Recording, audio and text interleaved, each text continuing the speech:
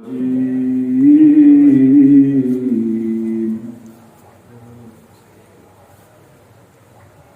الله الرحمن الرحيم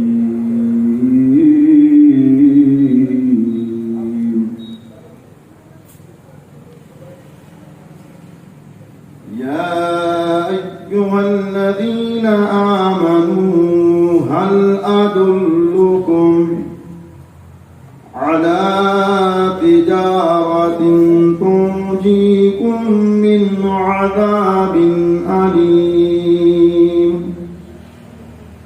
صدق الله مولانا العظيم وصدق رسوله النبي الأمين المبين المعين المتين الكريم الرؤوف الرحيم قال الله تبارك وتعالى في شأن أمة حبيبه الكريم إن الله وملائكته يصلون على النبي يا أيها الذين آمنوا صلوا عليه وسلموا تسليما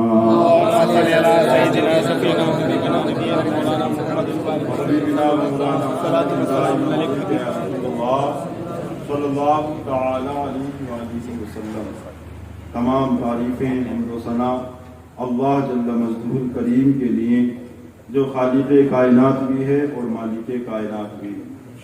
بعدہ اللہ کے پیارے امت کے سہارے ہم غریبوں کے غمگسار منظر آسمان مالک انس و جان صاحب عدم نشرہ معصوم آمنہ حبیب رحمان صاحب قرآن آمنہ کے لال احمد مصطفیٰ محمد مصطفیٰ اللہ تعالیٰ علیہ وسلم کی بارگاہ میں اپنی عقیدت و ارادت و محبتوں کا خراج عقیدت پیش کرنے کے بعد واجب الاحترام ذوی الاحتشام السلام علیکم ورحمۃ اللہ تعالی وبرکاتہ۔ وعلیکم السلام ورحمۃ اللہ وبرکاتہ۔ الحمدللہ آج کی یہ نورانی عرفانی بزم ہمارے جناب سلیم بھائی ان کی دکان کی اوپننگ کے سلسلے میں الحمدللہ اس محفل کو سجایا گیا۔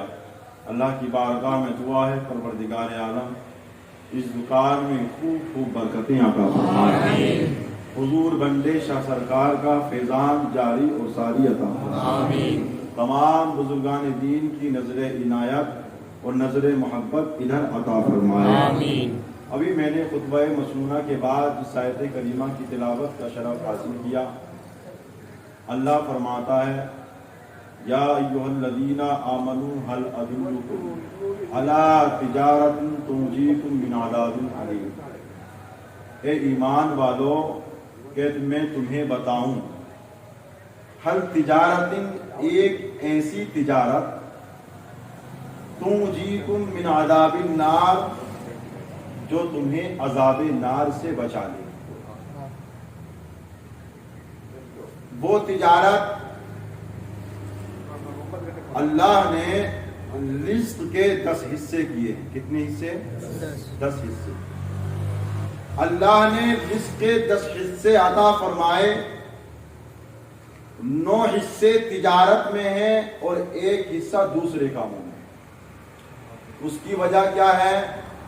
اس کی وجہ یہ ہے تجارت کرنا سنت مصطفیٰ بھی ہے، سبحان اللہ، اور تجارت کرنا سنت ابو بکر صدیق بھی ہے، اور تجارت کرنا ہمارے مسلک امام اعظم ابو حنیفہ کی سنت بھی ہے۔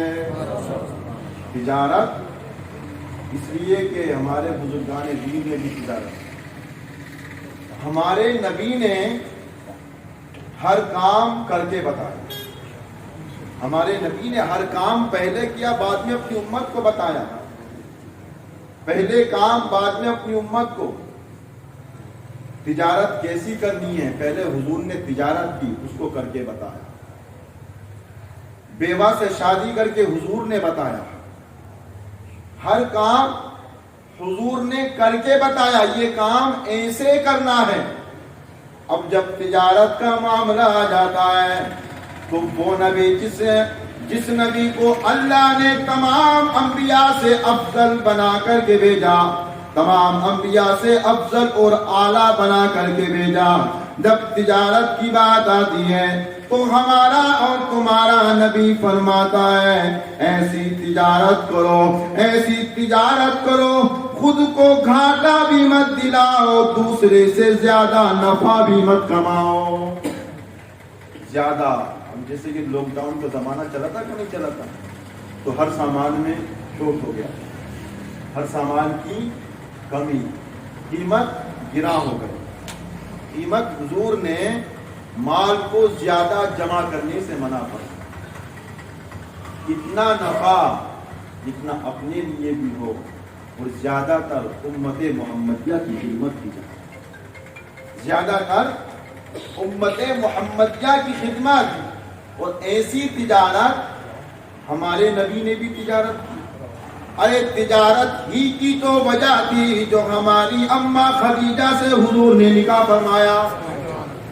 حضور تجارت کرنے گئے تھے، تب حضرت خدیجہ نے دیکھا تھا یہ تو امین ہے، لوگوں نے آ کر کے بتایا ہم نے جب حضور تجارت کے لیے جا رہے تھے سب کا مال بچ جاتا تھا، لیکن آمنہ کا لال سب سے پہلے ان کا مال ختم ہو جایا کرتا تھا۔ لوگ جب آ رہے تھے تو کیا دیکھتے ہیں، حضور آتے تھے، حضور آتے تھے۔ ہر کام، چاہے تو وہ تجارت کا کام ہو، چاہے تو وہ نکاح کا کام ہو، چاہے تو پڑوسیوں کے ساتھ حسن سلوک کا معاملہ ہو، چاہے تو عزیز و اقارب کے ساتھ رہنے کا معاملہ ہو، ہمارے نبی نے ہم کو اور آپ کو سب کچھ بتایا۔ اللہ کے نبی نے جو بتایا اس کو لکھا گیا، اسی کو احادیث مصطفیٰ کہا جاتا ہے۔ حدیث کس کو کہتے ہیں؟ حدیث اسی کو کہتے ہیں جو حضور نے کہا اس کو لکھا گیا، حضور کی بات ہی کو حدیث کہتے ہیں۔ لیکن اب جب تجارت کی بات آ گئی، جب تجارت کا مسئلہ شروع ہو جاتا ہے تو اب آج کل دیکھا جاتا ہے مال لینے کے لیے گئے، جس سے مال لیا جاتا ہے اس سے کہا جاتا ہے مال لینے والا بھی موجود ہے، بیچنے والا بھی موجود ہے۔ اب وہ دونوں آپس میں بات کر رہے ہیں، وہ کہتا میں تو اتنا پیسہ دوں گا، سامنے والا جو اونر ہے، جو مالک ہے، وہ کہتا نہیں نہیں قسم سے میں نے اتنے میں نہیں دینا ہے، مجھے اتنے میں تو پڑا ہے۔ اب میں آپ کو بتاؤں وہ مال آپ کا ہے اور یہ قسم کھانا آپ کے لیے حرام ہے۔ قسم کھانا، قسم کھا کر کے مال کو بیچنا یہ حرام۔ قسم کیسی بھی ہو، قسم کھانا جائز نہیں، قسم کھانا جائز نہیں ہے۔ اللہ نے 7ویں پارے میں ارشاد فرمایا لا يتخذ المؤمنون الكافرون اولیاء من دون المؤمنین۔ اسی کے آگے اللہ نے قسم کا کفارہ بھی فرمایا ہے۔ قسم کسی بھی حال میں انسان کو نہیں کھانی چاہیے، قسم کھانا حرام، قسم کھانا ناجائز ہے۔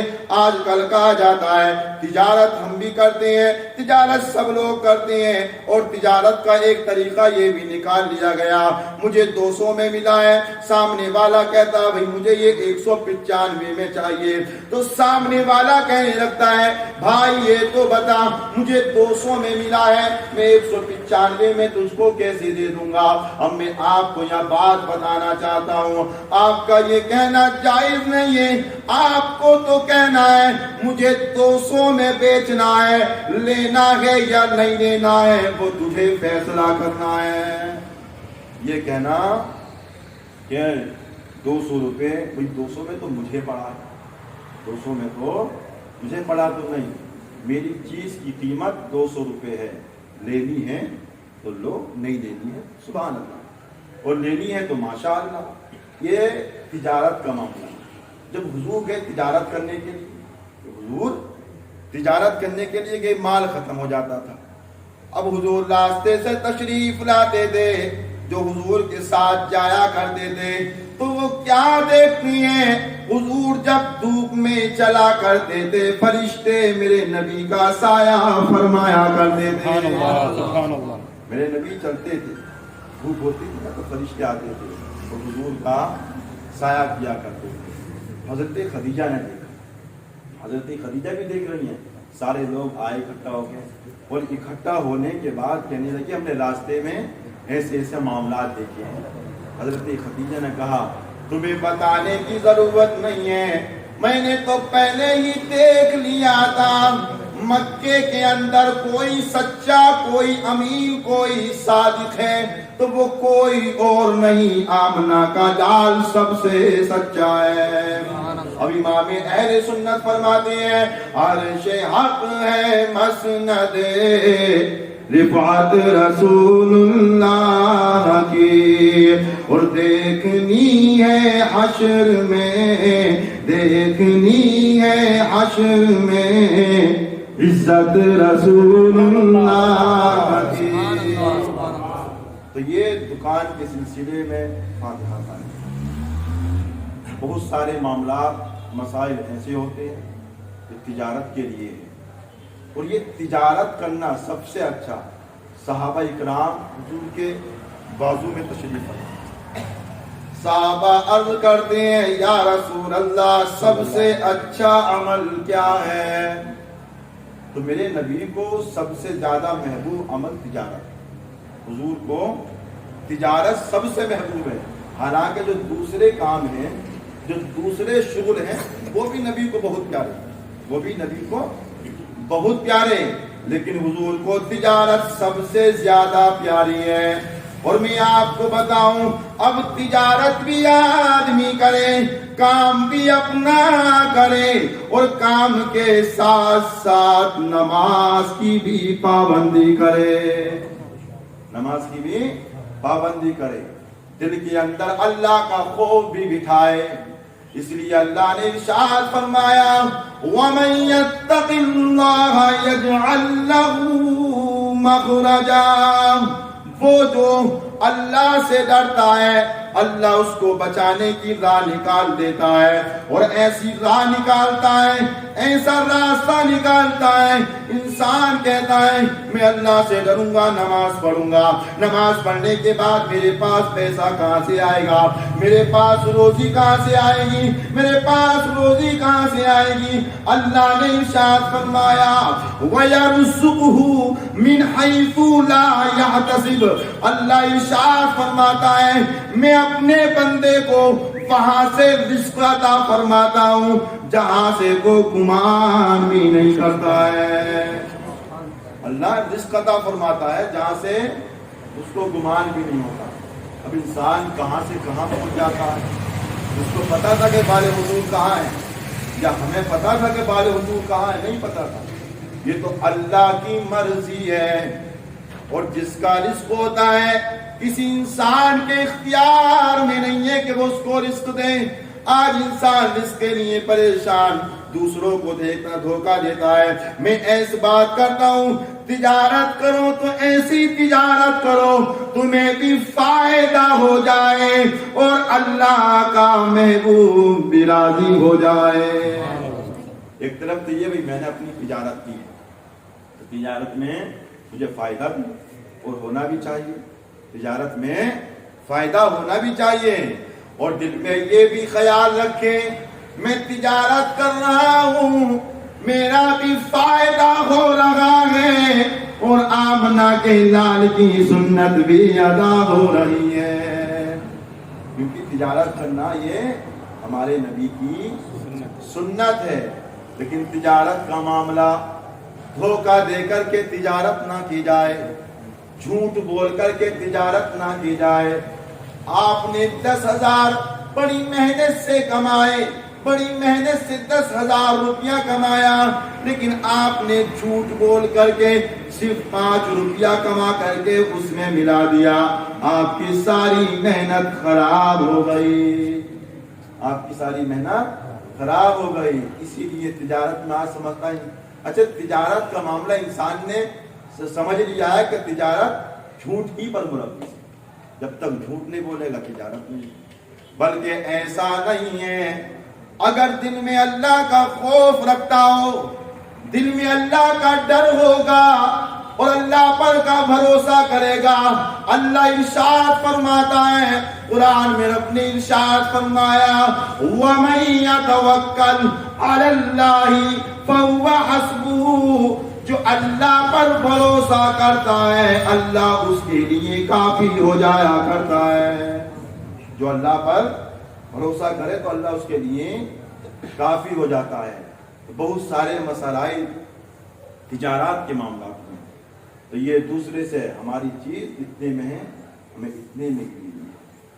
ہمارے مسلک کے امام اعظم ابو حنیفہ نے کپڑوں کا کاروبار کیا ہے۔ امام اعظم ابو حنیفہ نے کپڑے کی تجارت کی، کپڑا کیسے بیچا؟ وہ تو ہمارے مسلک کے امام، وہ تو ہمارے مسلک کے امام اعظم ابو حنیفہ کپڑے کی دکان ہوا کرتے تھے، اور جب اگر کوئی بارش آ جاتی تھی، بادل ہو جایا کرتا تھا، دکان کو بند کر دیا کرتے تھے۔ پوچھا گیا آپ دکان کو کیوں بند کرتی ہیں؟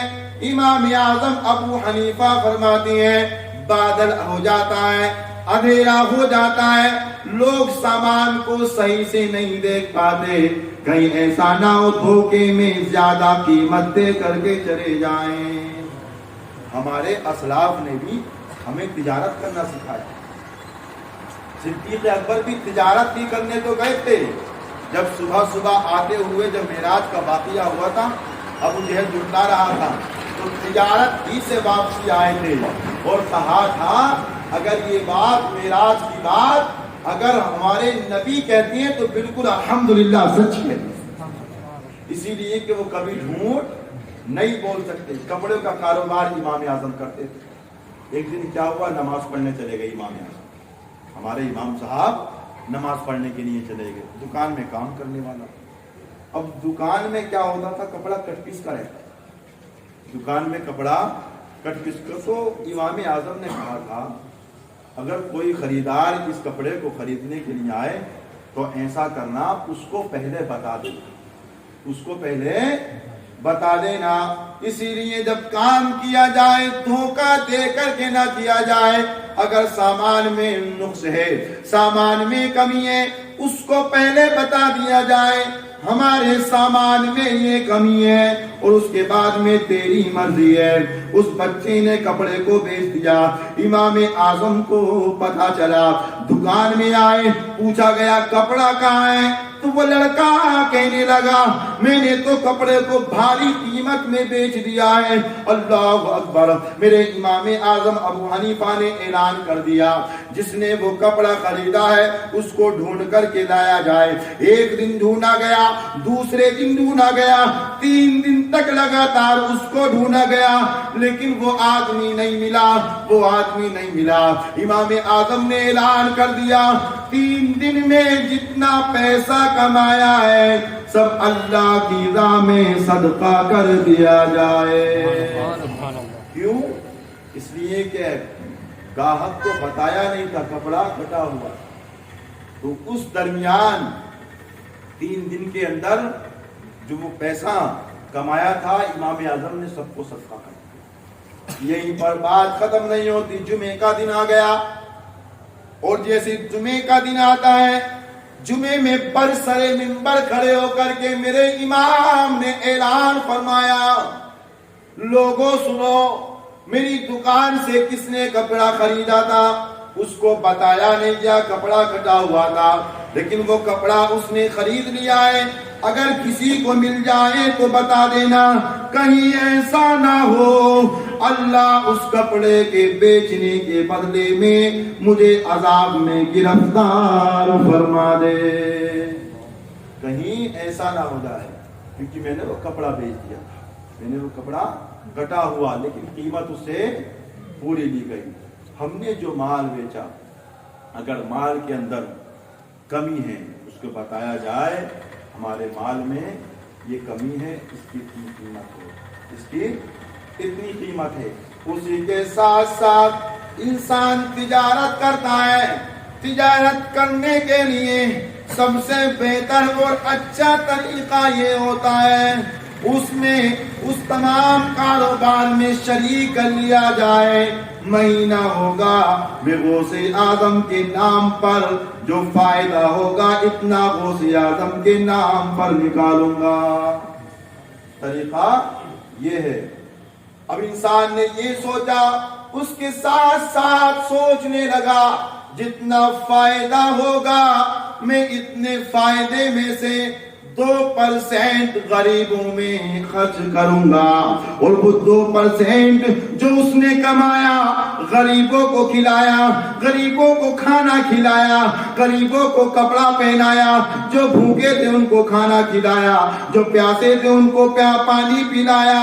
اگر وہ 2% کی کمائی جو اس نے غریبوں کو عطا کی تھی، انہوں نے اللہ کی بارگاہ میں ہاتھوں کو دراز کر دیا، پروردگار عالم فلاں جگہ پر اور فلاں جگہ پر جناب سلیم بھائی نے ایک دکان کو کھولا، وہ اللہ کی راہ میں بڑا خرچ کرتے ہیں، بات آتی ہے دین کی بہت خرچ کرتے ہیں، غریبوں کی بات آتی ہے بڑا نوازتے ہیں، فقیروں کی بات آتی ہے بڑا نوازتے ہیں، بھوکوں کی بات آتی ہے ان کو کھانا کھلاتے ہیں۔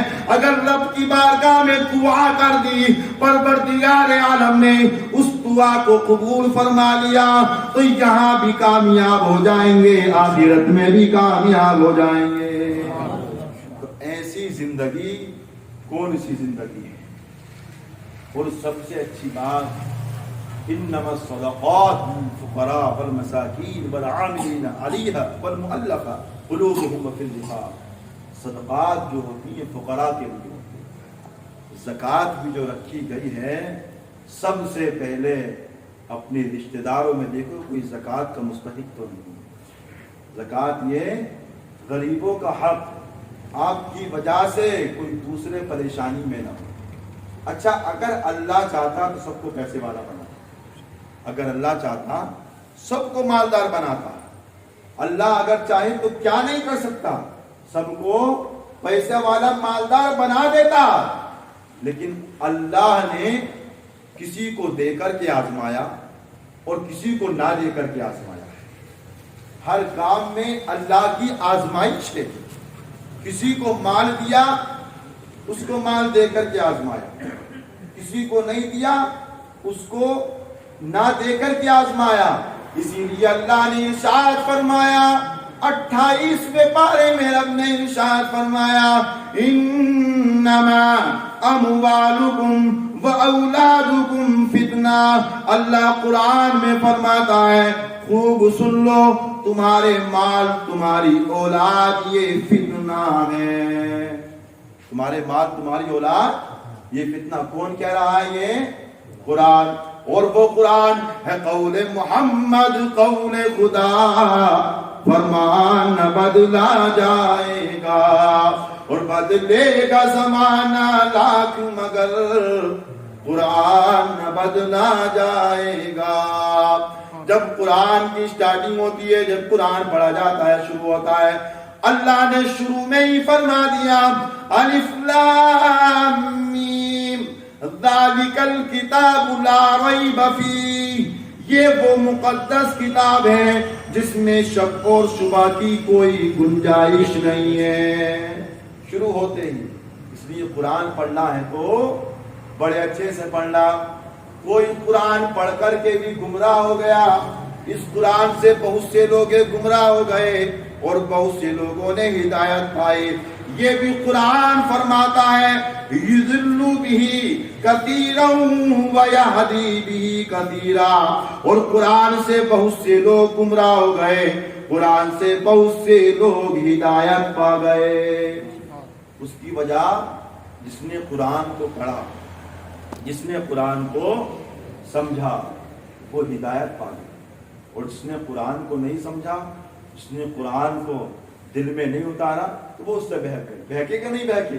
بہت سے لوگ بہک گئے اور بہکتے چلے گئے۔ یہ ایسے بہکے ہیں، ایسے بہکے ہیں، نہ ہی تو دنیا میں ان کا کوئی کام ہے، نہ ہی آخرت میں کوئی کام ہے، نہ ہی ان کا دنیا میں کوئی کام اور نہ ہی ان کا آخرت میں کوئی کام۔ اب آپ کہو گے بھائی انسان کو اولاد سے بڑی محبت کرتا ہے، اپنی اولاد کے لیے انسان سب کچھ قربان کر دیتا ہے، سب کچھ قربان کرے گا تو اولاد کے لیے، لیکن قرآن تو کہہ رہا ہے تمہارے مال تمہاری اولاد فتنہ ہے۔ اب آؤ تفسیر میں قرآن کی تفسیر میں آتا ہے، اللہ نے فرمایا تمہاری مال تمہاری اولاد تمہارے لیے آزمائش ہے، تمہارے مال تمہارے لیے آزمائش ہے۔ کہ شداد کے پاس کم مال تھا؟ اس نے تو دنیا میں جنت بنائی تھی۔ کیا فرعون کے پاس کم مال تھا؟ کہ نمرود کے پاس کم مال تھا؟ لیکن ان کا نام لینے والا کوئی آج باقی نہیں ہے۔ کیوں؟ اس وجہ سے کہ انہوں نے اللہ کو ایک نہیں مانا، اللہ کے رسول کو نہیں مانا۔ آج جب تجارت انسان نے کی ہے، اس تجارت میں اس کو فائدہ ہوا۔ اب انسان نے اپنی اولاد کے لیے سب کچھ کیا۔ اچھا، یہ تجارت کا معاملہ ہے، انسان کو تجارت کرنی بھی چاہیے، ہر انسان کو۔ میں تو کہتا ہوں اکثر ہمارے علماء کو تجارت میں بھی آنا چاہیے۔ اس کی وجہ، سب سے بڑی وجہ تو یہ ہے کہ صحابہ نے بھی تجارت فرمائی اور نبی نے بھی تجارت فرمائی۔ یہ کون سی مسجد میں ہے؟ بہرحال فتاوی رضویہ میں ہے کہ دوسروں کی مسجد میں جو اذان ہوتی ہے وہ اذان نہیں ہوتی۔ دوسروں کی مسجد میں جو اذان ہوتی ہے، آپ میری بات سمجھ رہے ہیں کہ نہیں سمجھ رہے ہیں؟ دوسروں کی مسجد میں اگر اذان ہو تو وہ اذان نہیں مانی جاتی، کیونکہ جب ایمان نہیں ہے، دوسروں کا مطلب اچھا، جب ایمان ہی نہیں ہے تو وہ اذان کس کام کی؟ اب کا دوسرے کون سے لوگ ہیں؟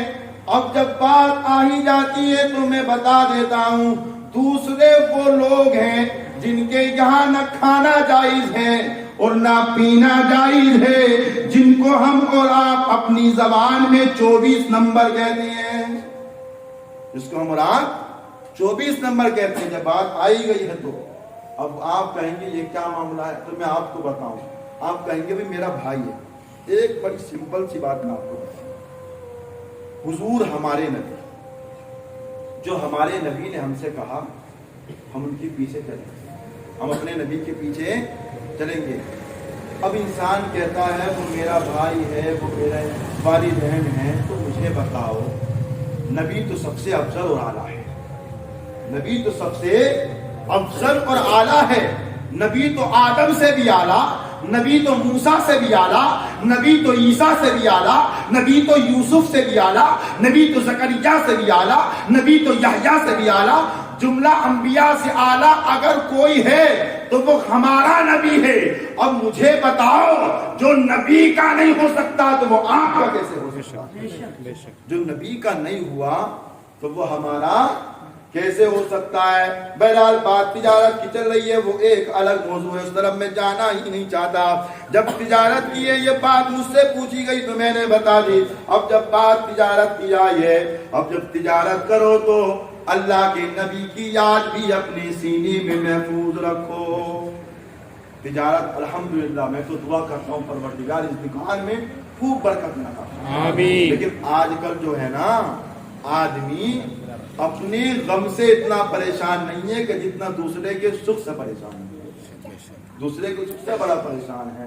وہ یار انسان بڑا کمایا بھائی، اس کے پاس تو بڑی 4 ویلر بھی آ گئی اور 2 ویلر بھی آ گئی، لیکن ہمارے علماء کے پاس کبھی نہ، ہمارے علماء کے پاس کبھی نہیں آئی۔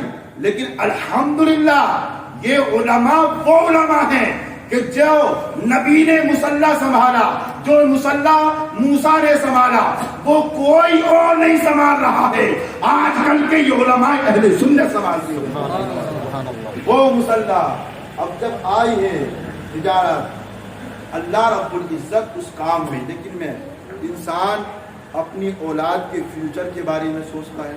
تجارت کی بات ہو گئی، بعد میں ختم کی طرف لے کر کے جا رہا ہوں۔ انسان اپنے بچوں کے فیوچر کے بارے میں سوچتا ہے، انسان اپنے گھر والوں کے بارے میں سوچتا ہے، انسان اپنے بارے میں سوچتا ہے، انسان اپنے گھر والوں کے رشتہ داروں کے بارے میں سوچتا ہے۔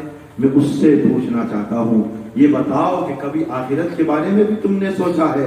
آج فیوچر کے بارے کی بات آتی ہے، میرا بچہ فیوچر میں کیا کرے گا، میرے بچوں کو مجھے کہاں تک پڑھانا ہے، میرے بچوں کو مجھے تعلیم کہاں تک دلانی ہے، میرے گھر والے ہیں ان کے لیے مجھے کیا کرنا ہے، مجھے اپنے والدین کی خدمت کرنی ہے، مجھے اپنے گھر والوں کی خدمت کرنی ہے۔ ہم سب کچھ سوچتے ہیں کہ ہم نے آخرت کے لیے بھی کچھ سوچا ہے، لیکن الحمدللہ جب ہم نے تجارت کے لیے دکان کو بنایا، جب ہم نے تجارت کے لیے یہ کام کو سجایا. اللہ اکبر. جب ہم نے تجارت بھی کر رہے ہیں, اللہ کے فرائض کو انجام بھی دے رہے ہیں, تجارت بھی کرتے ہیں, فجر کی نماز بھی پڑھتے ہیں, تجارت بھی کرتے ہیں, ظہر کی نماز بھی پڑھتے ہیں, تجارت بھی کرتے ہیں, عصر کی نماز بھی پڑھتے ہیں, تجارت بھی کرتے ہیں, مغرب کی نماز بھی پڑھتے ہیں, تجارت بھی کرتے ہیں, عشاء کی نماز بھی پڑھتے ہیں. اللہ اکبر. رب کعبہ کی قسم, یہ میں 100% کہہ دیتا ہوں, اگر اللہ نے اس کے آنے جانے کو قبول کر لیا, اس کی تجارت بھی کامیاب ہو جائے گی, زندگی بھی کامیاب. سبحان اللہ.